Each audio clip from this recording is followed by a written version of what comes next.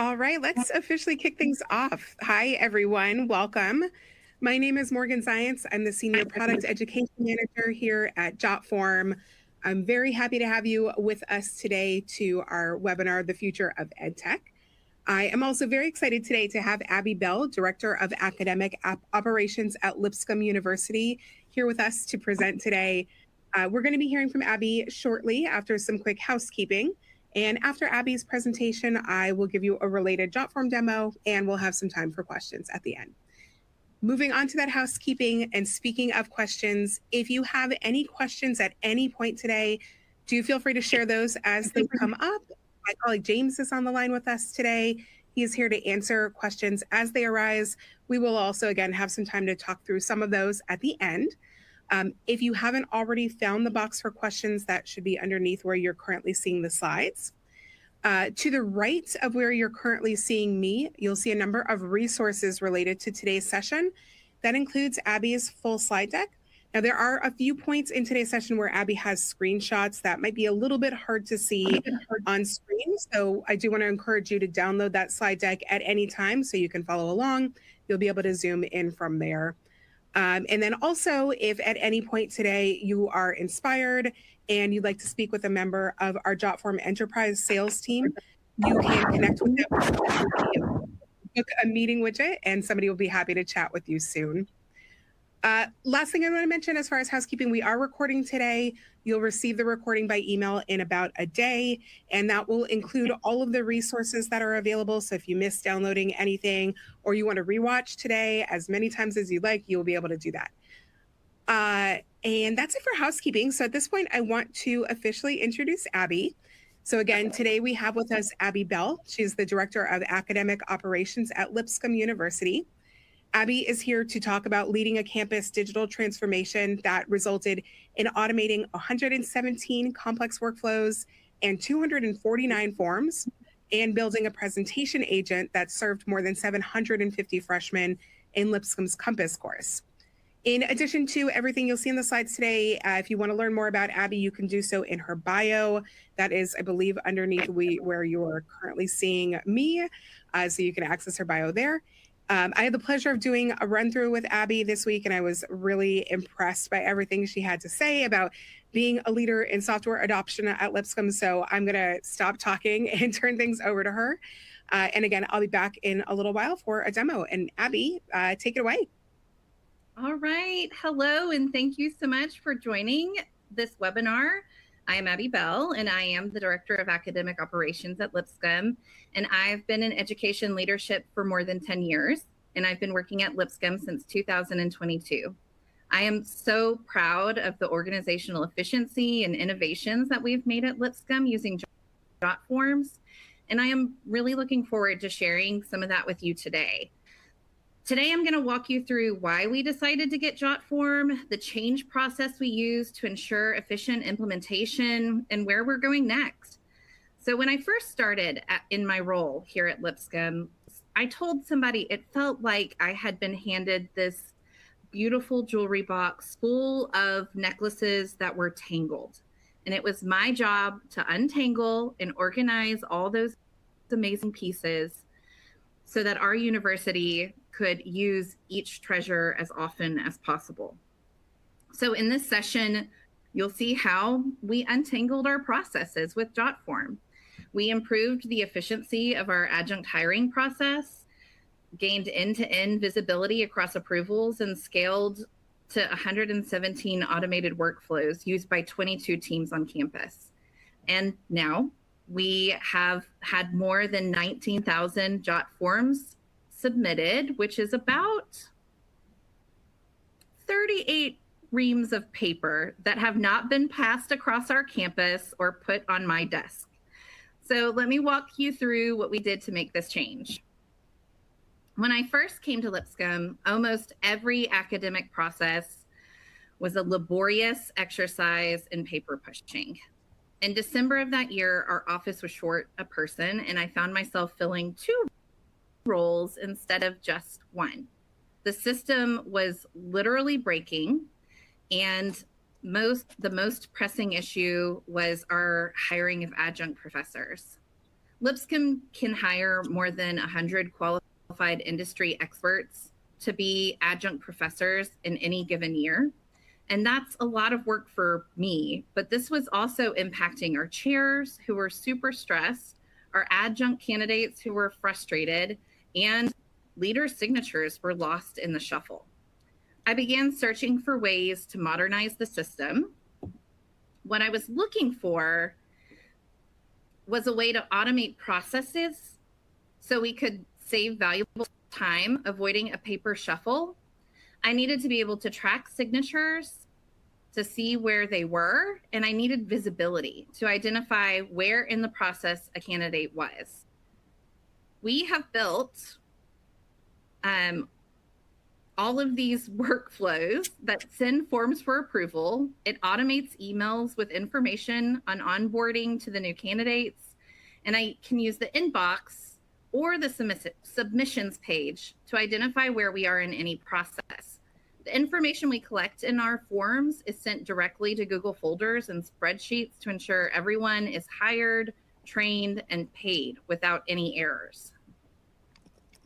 The first workflow we created at Lipscomb was the adjunct hiring process.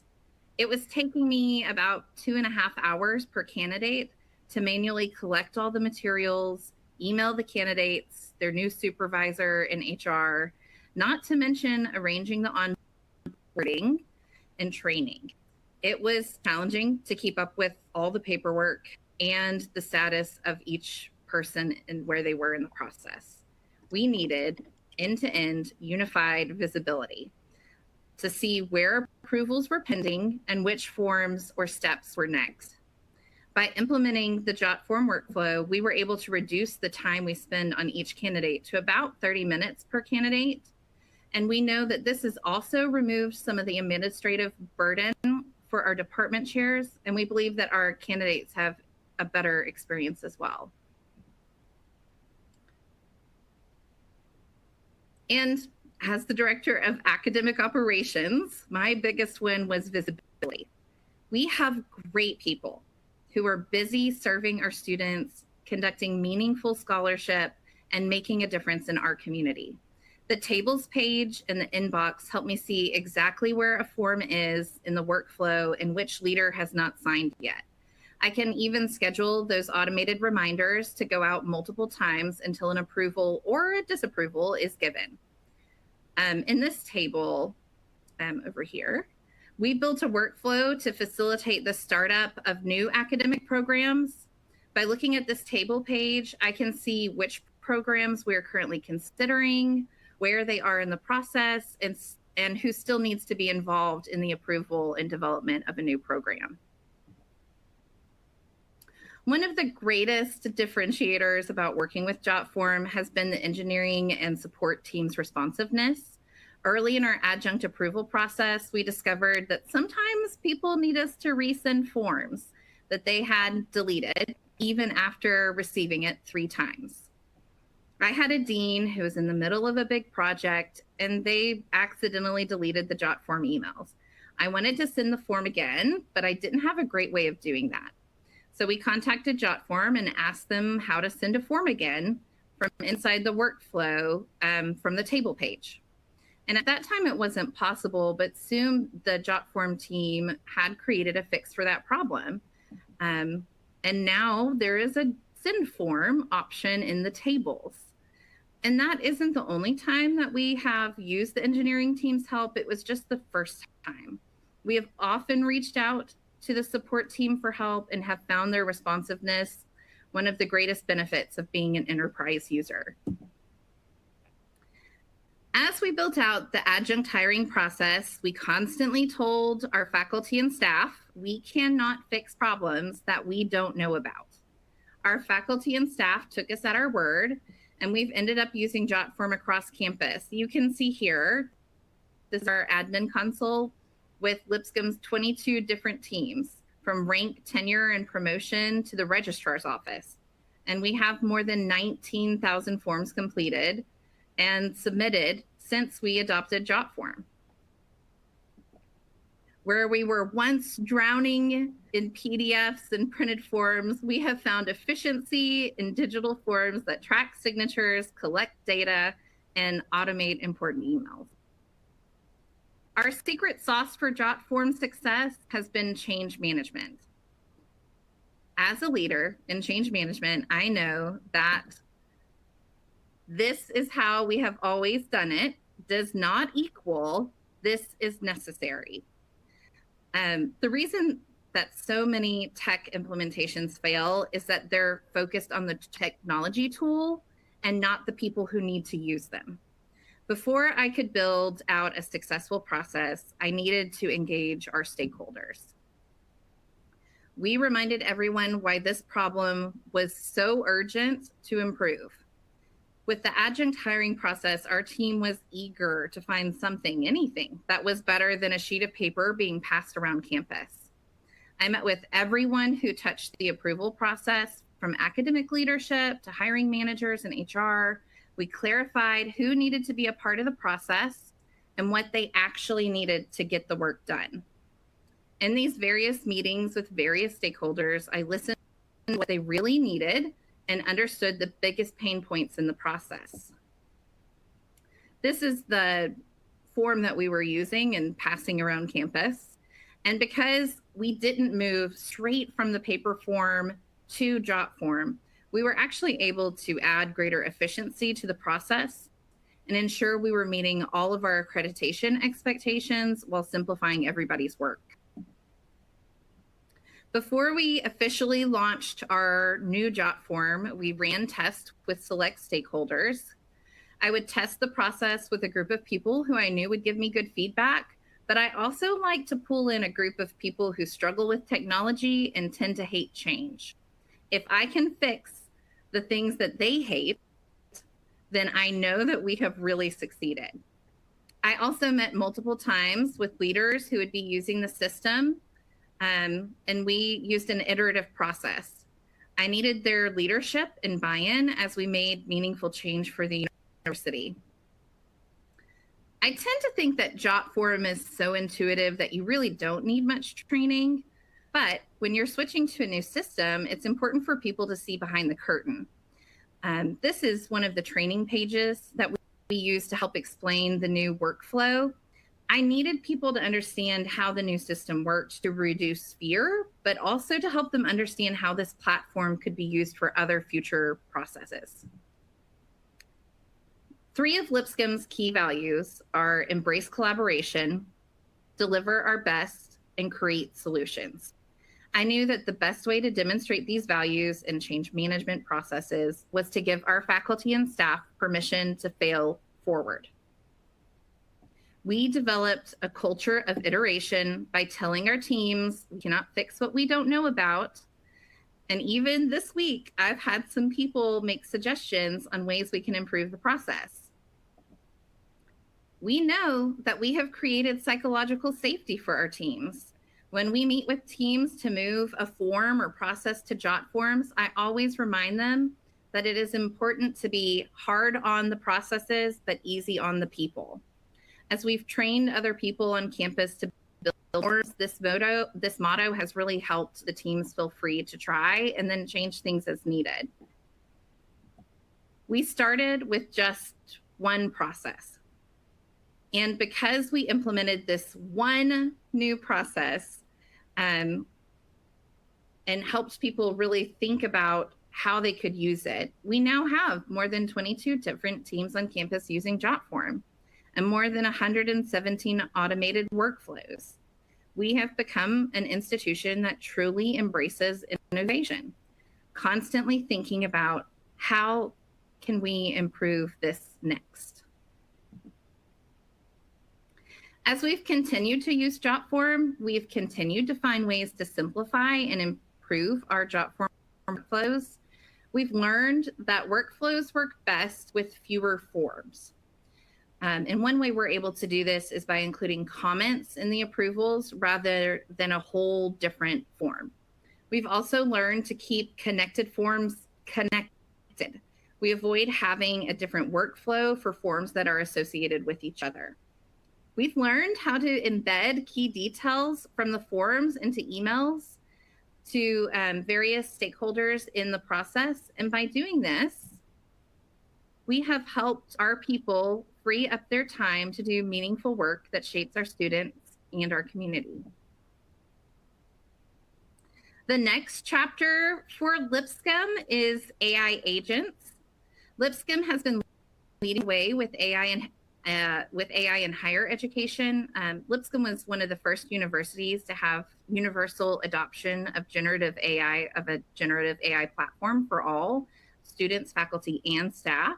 We're really proud of that. So when Jotform introduced the AI agents, we were ready. I so sincerely believe that the future of online education and in-person instruction will include AI presenter agents. So I want to take you on an exercise. I need you to imagine a future where direct instruction is coming from a robot trained by the teacher. The robot can present information to students. It can ask questions and provide learning for each student at their own pace. This frees the teacher to work in small groups or to offer experiential learning opportunities in the classroom that they generally don't have. This is actually what the Jotform presenter agent is capable of today. In the fall, I created this agent. This is BB Helper, a Jotform presenter agent who could teach 750 of Lipscomb's freshmen how to build their own bot in Boodlebox. The presenter agents can either chat or speak with the student. And as the professor, I could build in checks for understanding that the students needed to answer to ensure they understood what was next. And the bot was built to scaffold learning for the students, answering questions for students who were struggling and providing more detailed information for the students who were advanced.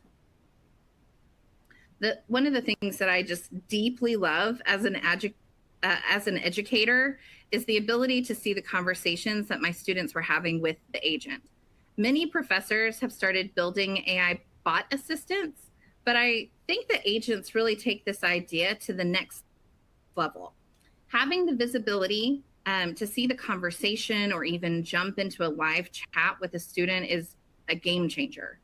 This gives the faculty member quality assurance over the agent's answers, and it can also ensure that students are interacting with agents in the way you expect them to.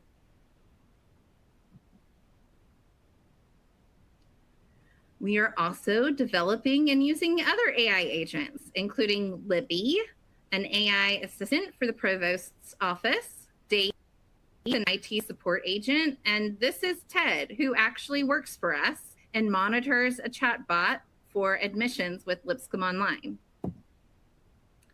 This is Libby.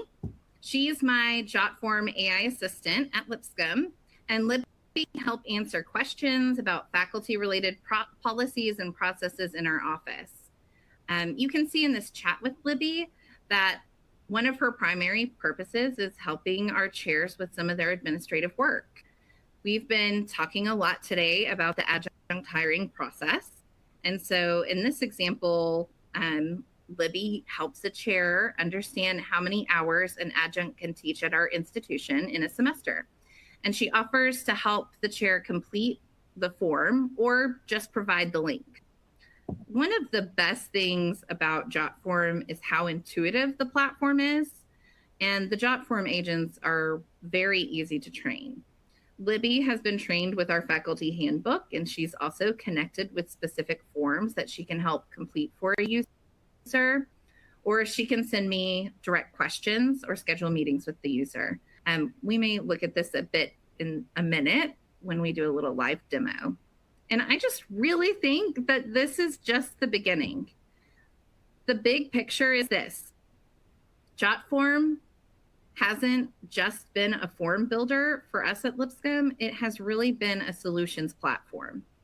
What has made Jotform work for our university is the innovative and responsive technology in the workflows, the signatures, and the agents.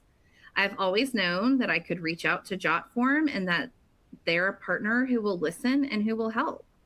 And Jotform has worked for us at Lipscomb because we prioritize people and give them the psychological safety to help us investigate issues so that we can create something that is more efficient for all of us. In only a handful of years, we have gone from drowning in paper to leading with AI. And I believe that you can too. All right, we're going to transition to a little demo.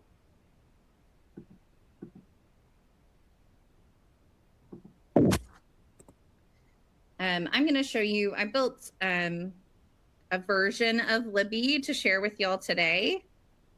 So this is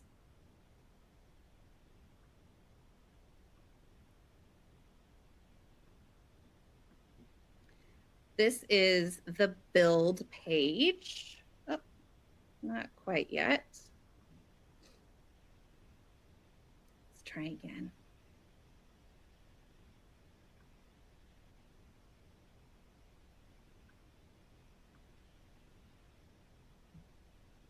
Morgan, can you see my screen yet?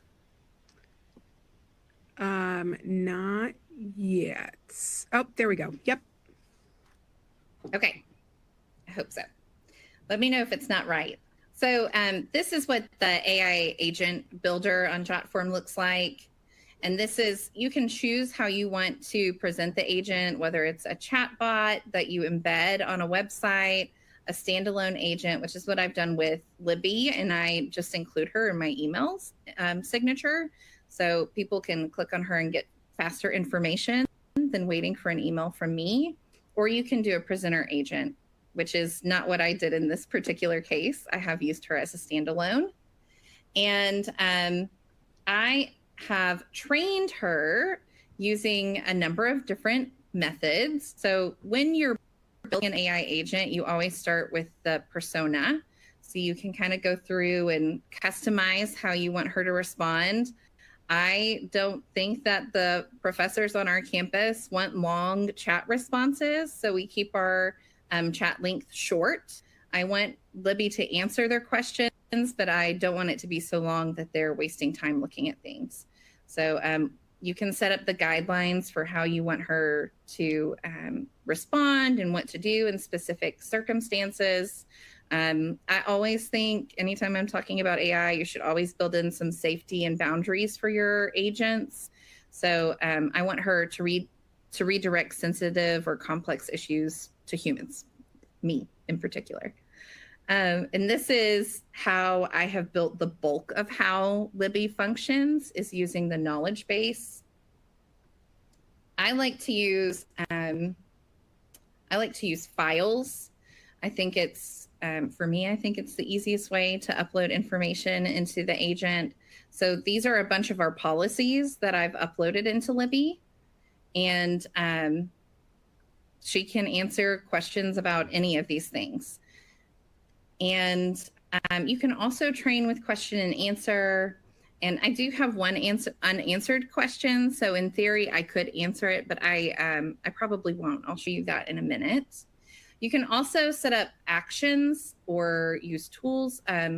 Actions is like when you give specific things for them to do. I have not done this for Libby, but I do have where she can set up an appointment with me and where she can take a note for me. And so I'll show that to you in just a second. And there's all kinds of things that you can do. So I have set up on Libby her ability to do PDFs. I don't see where that is. Here. She can display a PDF. So I'll show that to you in a second. And she can connect to certain forms. So if you wanted to connect her to a form, you can. And these are the primary ways that I currently use to train my agent. But my favorite way to train an agent is to practice with her. So generally what I'll do is just turn on the preview. And then I'll just have a chat with Libby about whatever it is we need to chat about, just from the preview page. Now here you can see some of these conversations. I had this one this morning just to give you a taste of kind of how it looks. So here you can see Libby says, "Hi, I'm your assistant." And you can kind of see how she answers the responses. If you like, I liked how she responded today to these questions. So I'm giving her a thumbs up to help her know that this is the right way to respond. These were good responses. I especially liked when she gave the whole the document to show. She didn't just say this is where, like, this is the information, but here is the policy. I think that's important for our team. Now you'll notice that, like, here when I'm looking at the conversations, you can see where there's a thumbs up or this little question mark thing. And this alerts me when I'm looking at the conversations that Libby has had that there was an issue with this one. So in this case, I asked a question that I purposely knew that Libby didn't know the answer to. So I asked her about the summer school action team. And so Libby was like, "I don't know anything about that. Can you help me understand?" She asked some questions. And I said, "I want to know when they're meeting next." Now I know that Libby doesn't know the answer to that question. So here she says, "I don't have that. Would you like me to connect you with someone?" And I said, "Yes." And immediately this little icon popped up on the conversation. And I got this message in my inbox with the option to join the live chat. So when a situation happens like this, if somebody asks a question, it immediately notifies me, and I have the ability to jump in and answer questions if I need to.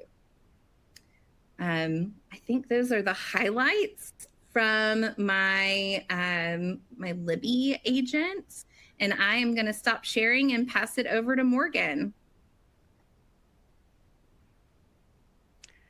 Well, Abby, thank you so much for that. I know, let me make sure I'm on camera here.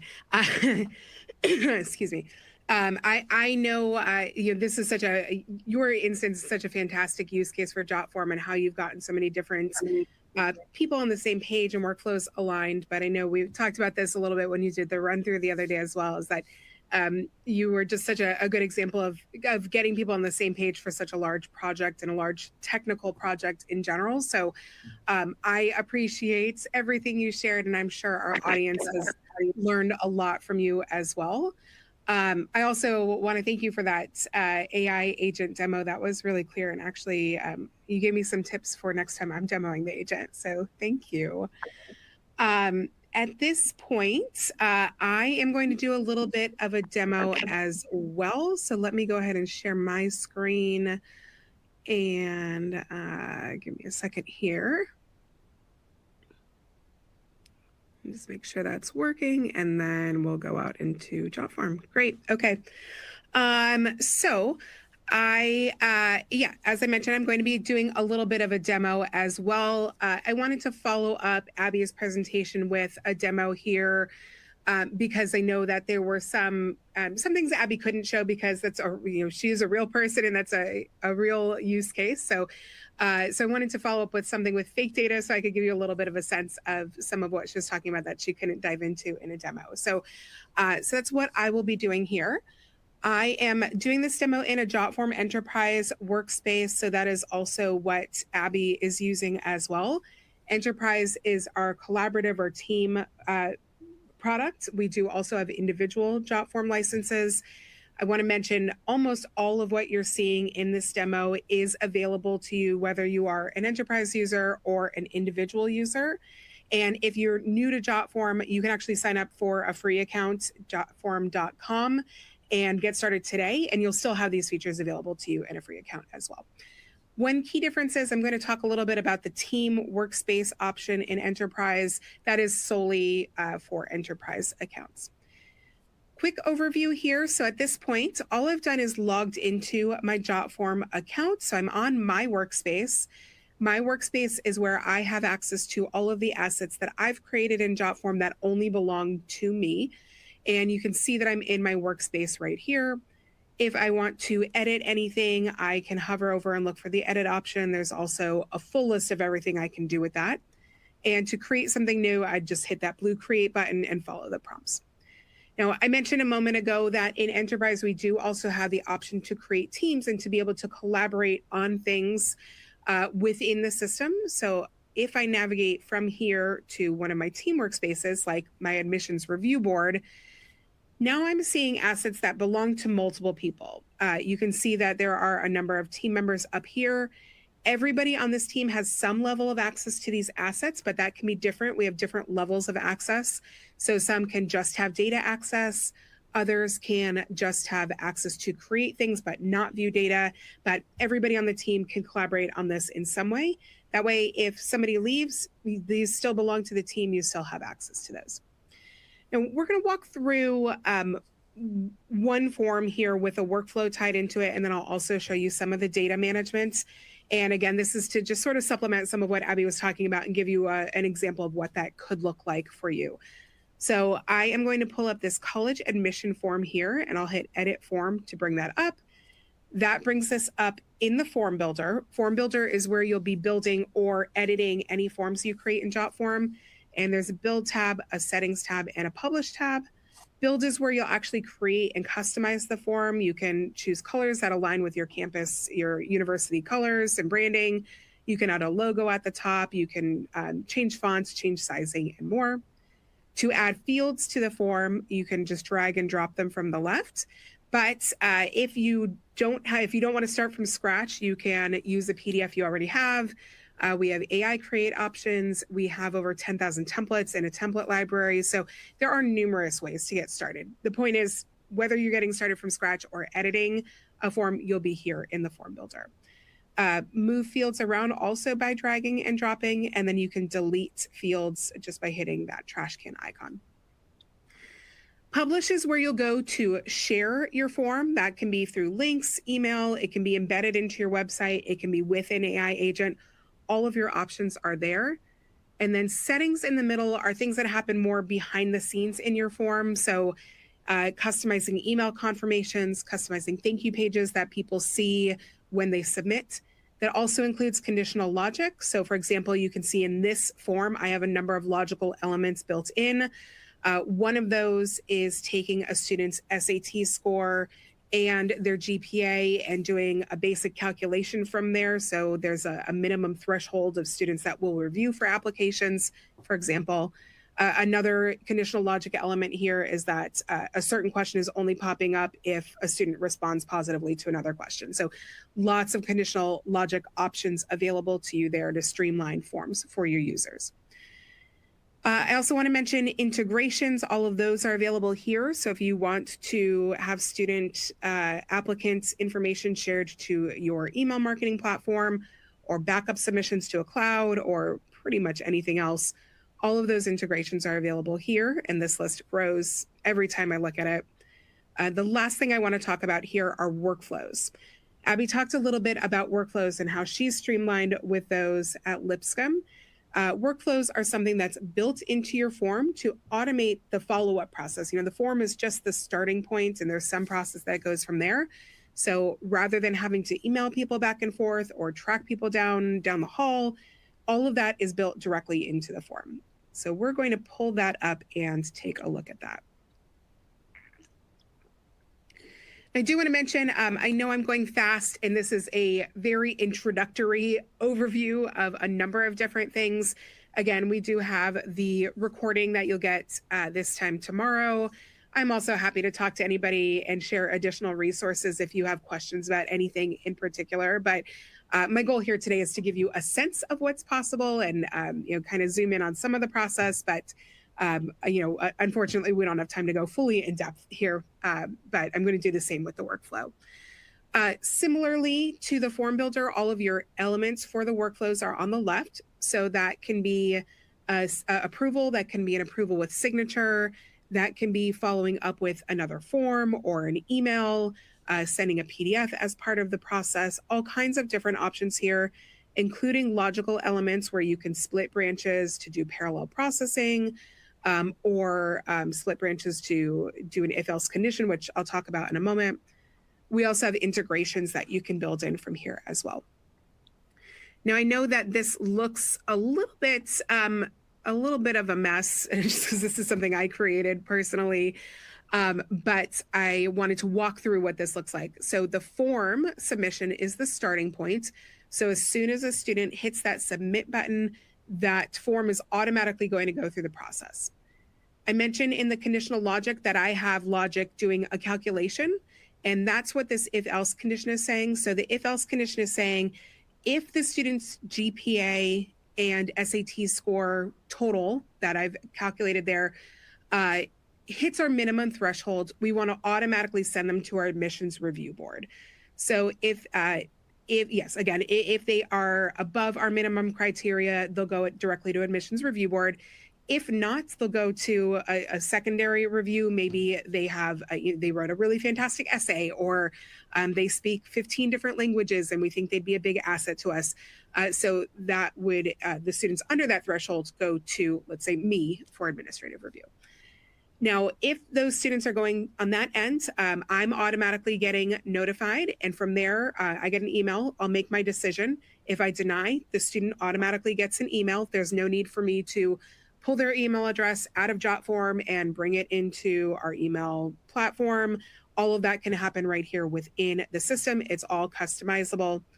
If I approve in this case, then that applicant is going to the admissions review board. The admissions review board has 3 options for outcomes here, but these can also be whatever. Approve and deny are the basics, but that can be edited. You can add more. It can be really, again, whatever you want. It's fully customizable. If the admissions review board denies an applicant, again, you can follow that deny. That student is getting the, thank you for applying. We don't have space for you this coming year email. If the admissions review board approves, the student is instead getting an email that says, congratulations, we're happy to offer you admission for the coming school year. And then we have a third option here where there's conditional acceptance. And in that case, the student is getting a supplemental application, or maybe we want to follow up with a waitlist email or something else. The workflow ends at that point. So at the point that the student gets the we're sorry email or the congratulations email, or at the point that they get the supplemental application. And again, all of this saves a ton of time and effort of having to track people down, having to pull information out of one system and put it into another. Also reduces the risk of error that comes with any of that. Anytime you're moving data from one system to another, anytime people are involved, basically. The last thing I want to show here is tables. And tables is essentially a database of all of your form responses. Tables get created automatically when you create a form. And I know that Abby did have a screenshot of tables in her slides. So again, wanted to just dive in a little bit more here. So tables get created automatically. Each column in the table is one of your form fields, and each row is a full submission. So you can see my student applicants here. Again, this is really useful as a database of responses. You can review. Maybe you just want to look at students with a certain GPA or a certain SAT score, or you need to know who to follow up with that said that they were going to mail in a check. You can add additional columns here. So that can be to check people off or to make notes about an applicant, or you pull in information from another form they've submitted. Again, multiple different options of what you can do here. And then the last thing I want to mention is that you can create data visualizations of this in just a matter of seconds. So that looks like this, also fully customizable. Actually, let me show that from scratch. So all you need to do is hit new tab, reports, choose your data set, which is the data that we're looking at currently, and hit what type of report you want. And that is within a matter of seconds going to create a full data visualization of your data. So for example, if you need to report on what countries students are coming from or what states they're coming from, you have that here already put together for you. You could pull out the data you don't need so it stays randomized or anonymized, and you can go from there and report on whatever you need to. There's, again, a lot more that I could show here, but at this point, I'm going to go ahead and end the demo, but just want to briefly recap. So we looked at that college admissions form, building out the form and how to edit the form, how to share it, and then some of the settings that you have available. We looked at the workflow in that form, which again automates the full process of getting an application through, accepting or rejecting an applicant. And we also looked at tables where you can get a better sense of all of the data that you get from your form. So yeah, again, I know that was a quick overview, but hopefully useful for those of you, especially those of you who are newer to Jotform or haven't done this type of workflow in Jotform before. So I will stop sharing my screen. And yeah, I think that's everything that we had to cover here. We did have a couple of questions, and I also had some questions for Abby as well. So I am going to, we'll go into some of those questions. But again, if you have any questions either about Jotform specifically or would like any tips from Abby, do feel free to share those now. And we do have some time to go through those. So Abby, I want to kick things off just with some questions that I had based on what you shared. I know you talked a little bit about your priorities when switching to a digital process and the pain points that you were trying to solve. Can you talk a little bit more about that and maybe how you went about evaluating the options that were out there and really anything else you want to share about that process? Sure. So we did start, I knew I needed to be able to track signatures and I needed to automate things. So for me, those were the two biggest things that I wanted. And we did look with a couple different, we demoed with several different companies before we chose Jotform. But ultimately, what really sold me on Jotform was just how very intuitive the system was. It was easy for me to understand, and I thought it was user-friendly, and I could see ways of using it across our campus. So that's really what sold us on Jotform. Great. I mean, I think, again, I know that you had a lot of people that you were trying to get aligned, and some of those weren't super tech savvy. So that's great to hear that you found, the ease of use to be a really big selling point. And I think that's probably, I know just, from what I've learned over the years here, that, the ease of use for software is a big selling point for a lot of people. So yeah, that's a good starting point when you're evaluating new systems and new processes. You just mentioned e-signatures, and that reminded me of some of the questions that came in through registration. How did you handle the legal or compliance side of e-signatures, and have you had any concerns from your legal team or the registrar or anyone else on campus? That was actually really easy for us because Jotform was already using DocuSign, and Lipscomb had used DocuSign prior to adopting Jotform. Our legal team had already been using it for contracts, and that was a really easy transition for us as far as the signatures went. Great. Well, it sounds like things have been thankfully pretty easy for you. So that's great to hear.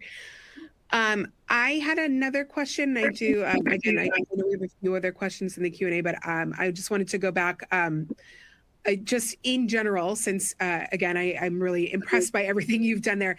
I know that you started with adjunct workflows. Do you have advice for anybody out there who is looking to make a change, to digitize processes, to purchase new software, whatever it is, and they're not quite sure where to start, and maybe they're feeling overwhelmed about options or about where to begin and how to move forward? Any advice that you would share for those who might be embarking on this kind of journey soon? Well, when we started with the most pressing issue. So at that time, the biggest issue, the biggest pain for me was that adjunct hiring process, which is why I started with that one. But when we brought on other teams, so for example, when we brought on the registrar's office, they have some really complex workflows. And we did not start with those. We started with the easiest forms. So the forms that needed a signature or only needed to go to one or two people before the process was finished. And I think in general, that would be my advice, to either start with your easiest thing or the most pressing issue.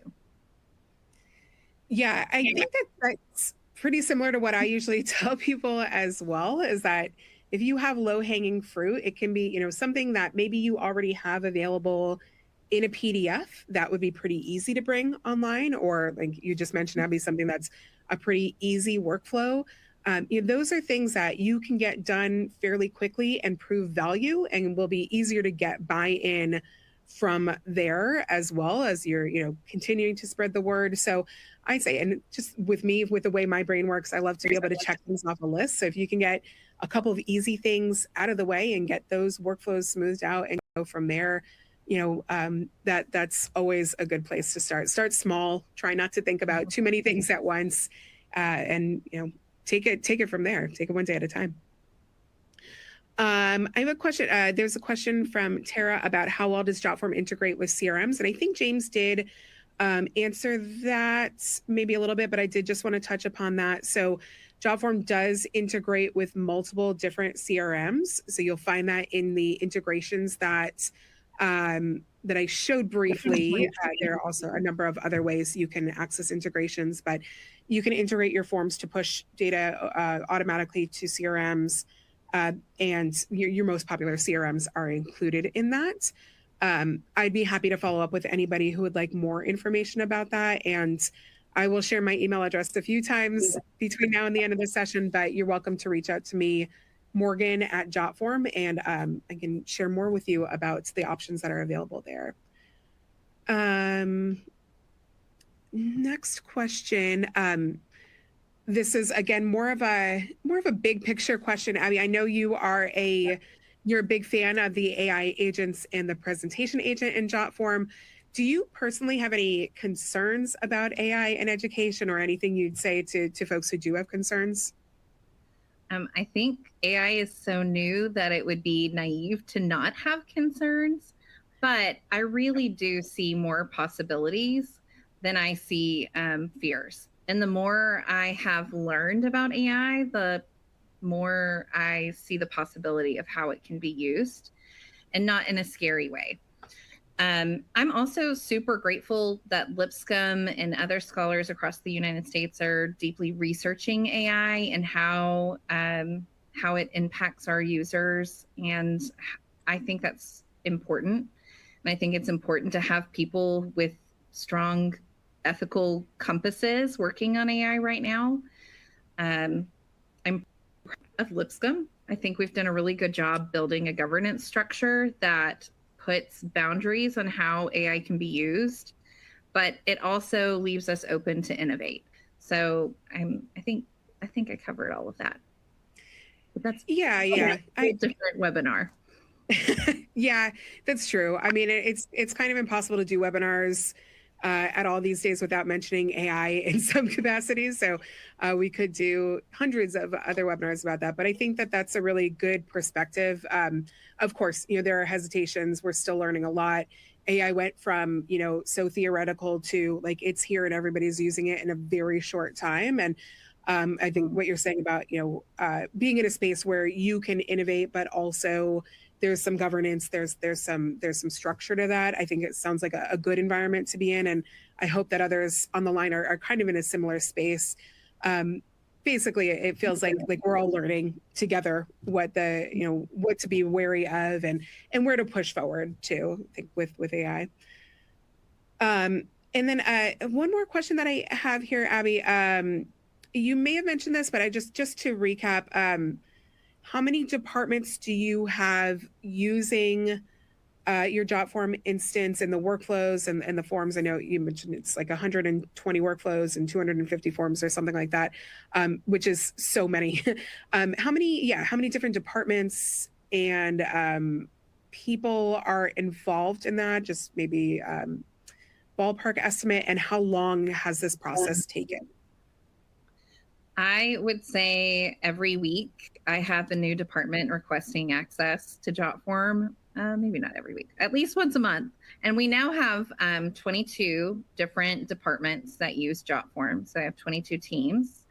And we started using Jotform about 2 years ago, give or take.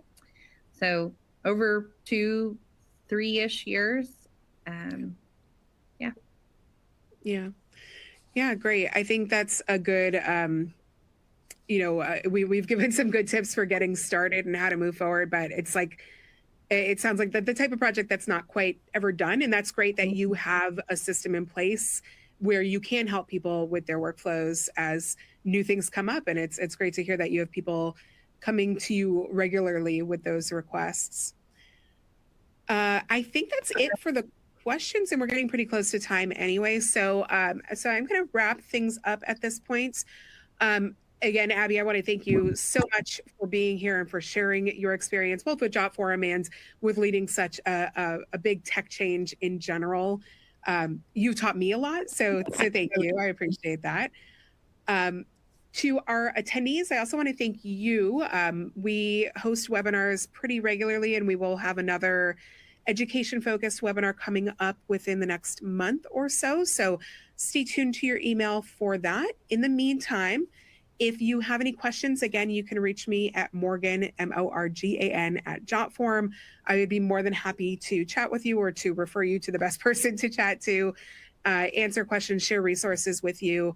And also for anyone out there who is not already a Jotform user, if you do want to sign up for Jotform, you can sign up for a free account at jotform.com. And again, you can reach out to our sales team if you're interested in enterprise.